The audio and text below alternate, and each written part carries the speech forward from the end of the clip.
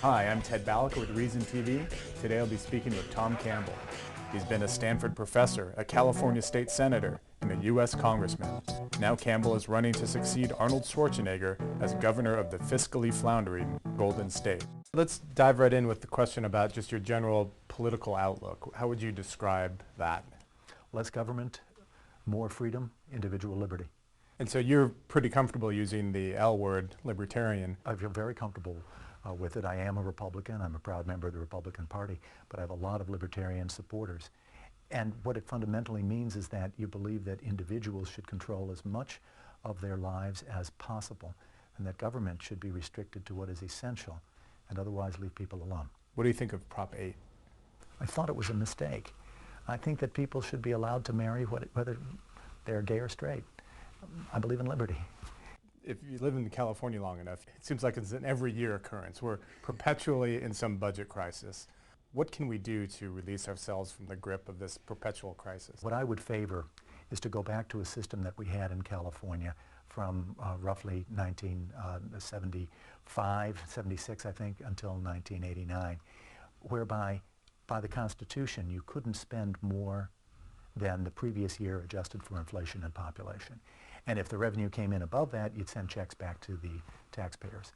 That happened once. Governor Duke Majan was governor, and he actually ordered rebate checks sent to California taxpayers. And then going a little bit more, creating a reserve fund so that if you have a growth of revenue above, let's say, the previous 10-year average, it would have to go into a reserve fund where it would earn interest and then be available for the downturn.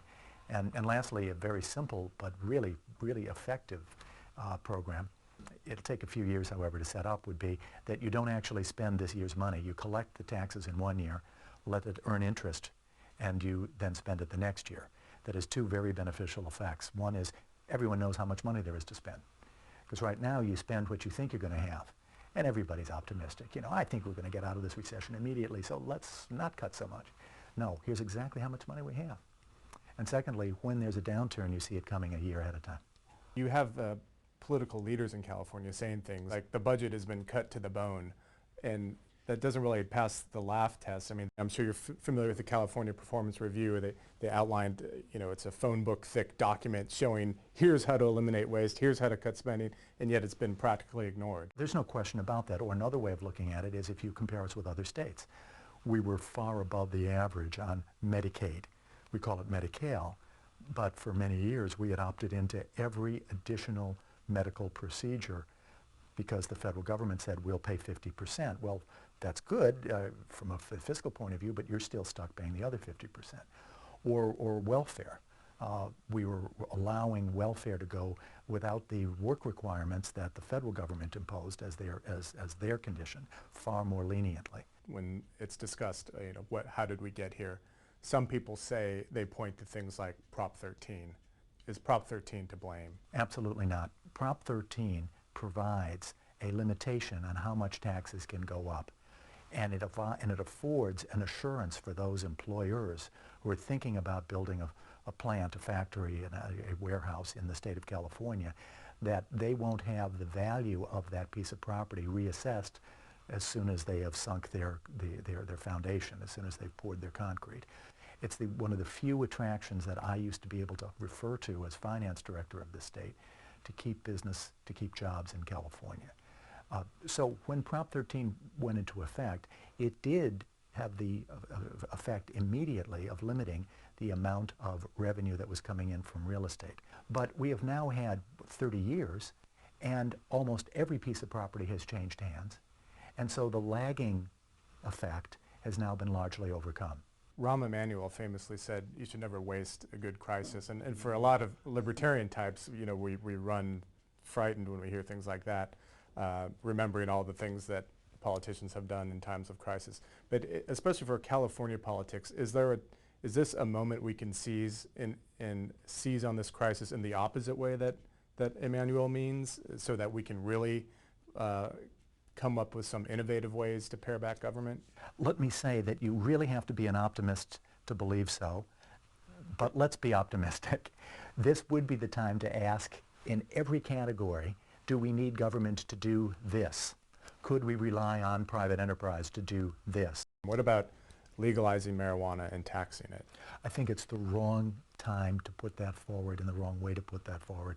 You shouldn't be arguing that as a financial solution because it suggests that you're only doing it for the money.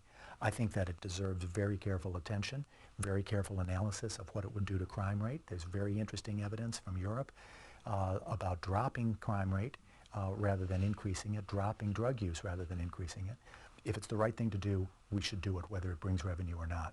Are there any differences in terms of political culture, Sacramento versus Washington, D.C.? The fundamental difference, which pervades virtually everything fiscally in Washington, is that you can print money. You just increase the debt ceiling, print the money, inflation will happen sometime, not on my watch maybe. I mean, that attitude, believe me, is pervasive. Best proof I can give you is the run-up in expenditures based on printed money from last summer.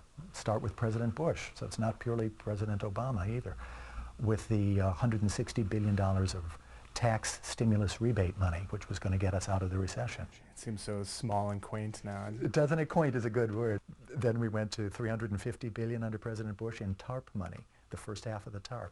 And we got the second half of the TARP money under President Obama. And we got $280 billion more for a further bailout of Freddie Mac and Fannie Mae. Then we got the $789 billion stimulus money. Then we got the Federal Reserve announcing that it was going to spend $1 trillion of printed money to recapitalize the banks. Well, you can only do that if you have the printing press. And what appears to be the case, and I hope I'm wrong, but appears to be the case is that we have built up a tailwind for inflation, which will be a hurricane as soon as the economy begins to recover. And the Federal Reserve Board says, don't worry, we'll take the money out at exactly the right time so it won't be inflationary. But think that through for a minute. How do you take the money out of the system? You tell banks not to lend. You tell banks to increase their interest rates. You require higher reserve requirements at banks. In other words, you bring on the second recession. Milton Friedman was your PhD advisor at the University of Chicago. What was it like studying under Milton Friedman? Well, he was remarkable. He was bigger than life even before he won the Nobel Prize. And when I was his student, I remember he resigned from President Richard Nixon's Council of Economic Advisors, or unofficial council. I think it might have been a kitchen cabinet of economists, because President Nixon imposed wage and price controls. And that said a lot about him. You would have thought, my gosh, being kitchen cabinet of the president, being invited to Washington regularly, I don't want to give that up. He did, because he was convinced President Nixon was interfering with the free market in imposing wage and price controls. If he were around today, what would he say about the current crisis? I think he would say, don't just do something, stand there. Be careful about doing something just for the sake of being perceived to do something. And that, of course, is what the political environment conditions us. I'm going to be elected and do something. Whereas it may be that the best thing to do is to let the economy recover in the 2 years, 10 months, or faster than it normally would. And in this particular case, the doing something that would trouble him, I'm convinced, is printing money. So we're showing that we are doing something, but we're running a very serious risk of inflation. Don't you know by now, you